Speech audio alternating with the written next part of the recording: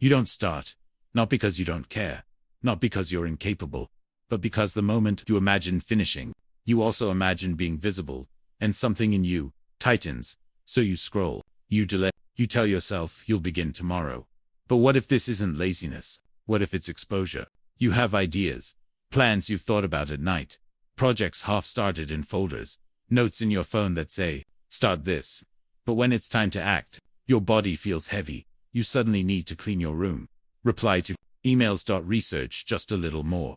You call it procrastination. Call yourself undisciplined. But notice something. You delay the things that matter, not the small tasks. Not the safe errands. You delay the things that could change how people see you. Posting your work, applying for that role, sharing an opinion, launching the idea, because once it's out there, you are out there. And that's when the anxiety starts. Not loud panic, just subtle resistance. A quiet thought. What if they judge it? Or worse, what if they notice me? This pattern begins shaping your identity. You start describing yourself as low energy, not consistent, just not ambitious enough. But deep down, you know that's not fully true. You care. You just freeze. In psychology, this often connects to socially evaluative threat. Your brain treats visibility as a potential risk, and risk activates protection. But protection can look like laziness. So the real question isn't, why am I so unmotivated? It's, what does my brain think will happen if I succeed? Hold that question. We'll come back to it. You are not broken. Your brain is doing exactly what it evolved to do. For most of human history, being seen by the group meant survival. Approval meant safety. Rejection meant isolation. And isolation could mean death. So your nervous system learns something simple. Visibility equals evaluation. Evaluation equals potential danger. If you grew up in environments where attention brought criticism, or praise brought pressure, or mistakes brought shame, your system adapted. It learned to stay slightly hidden. Not invisible, just small enough to avoid threat. What you call laziness may actually be protective camouflage. And camouflage feels safe.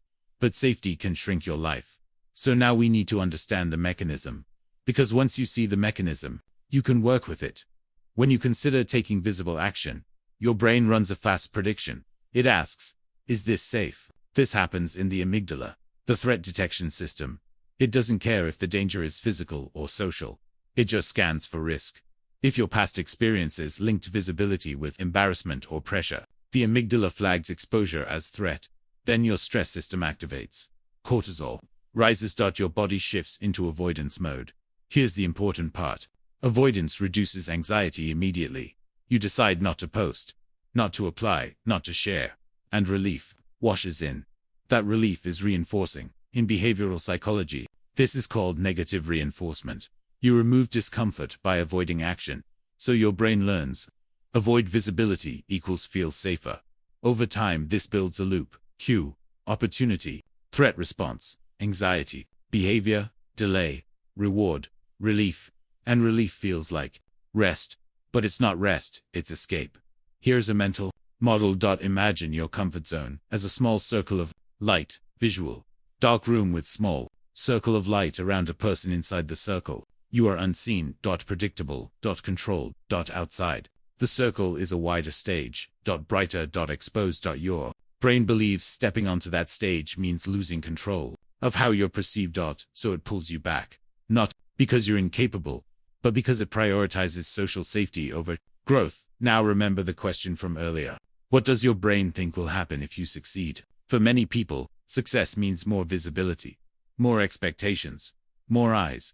And for a system trained to avoid scrutiny, that feels dangerous. So you stall. Not to fail, but to stay unseen. You don't overcome this by forcing yourself into the spotlight overnight. That would only confirm your brain's fear. Instead, you retrain the system gradually. Here are 4 principles. What to do. Break visible actions into micro-visibility steps. Instead of launching publicly, share with one safe person first. Why it works? Gradual exposure reduces amygdala reactivity. In cognitive behavioral therapy, small, controlled exposures teach the brain that feared outcomes don't occur, or aren't catastrophic. Real life example. If you're afraid to post your writing, send it privately to a trusted friend. Your nervous system learns, I survived being seen. That weakens the threat loop. What to do? Replace "this is me" with "this is something I made." Why it works. This reduces identity fusion. When your self-worth is fused with output, criticism feels like personal rejection. By cognitively separating self from work, you reduce emotional intensity. Real-life example. Instead of thinking, "if they don't like it, they don't like me," you think, "they are responding to a draft." Your prefrontal cortex engages, threat response lowers. What to do? Write down the feared reaction in detail. Then write the realistic probability. Why it works. The anxious brain thrives on vague danger. When you make fear concrete, you activate analytical thinking. Uncertainty shrinks. Real-life example. You fear, "they'll think I'm stupid." You ask, "how many times has that actually happened?" Usually, very few. Clarity reduces amygdala alarm. What to do? Practice small moments of visibility daily. Make eye contact. Share a minor opinion. Post something imperfect. Why it works. Repeated exposure rewires neural pathways. Neuroplasticity depends on repetition under safe conditions. Each non-catastrophic exposure updates the brain's threat prediction. Real life. Example. You comment your perspective in a meeting once. Your heart races. But nothing terrible happens. Your system recalibrates. Slightly. And slightly is enough.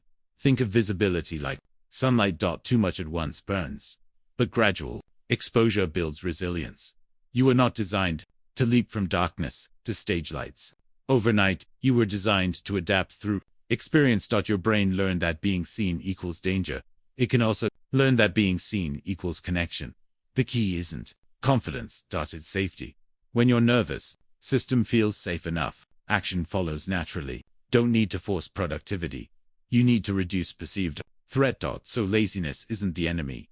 Avoidance is a strategy, and strategies can be updated. You were never afraid of working hard. We're afraid of being evaluated, of being exposed, of being defined by what others see. But staying small doesn't protect you from judgment. It only protects you from possibility. And your nervous system doesn't need harsh discipline, needs gradual evidence. Evidence that visibility doesn't equal rejection. Evidence that you can survive being perceived. So maybe the next time you hesitate, you don't ask, "what's wrong with me?" You ask, "what part of me is trying to stay safe?" That question changes everything, because when you understand the protection, you can gently step beyond it. Not all at once, just enough to let a little more light in. And sometimes, that's where real movement begins.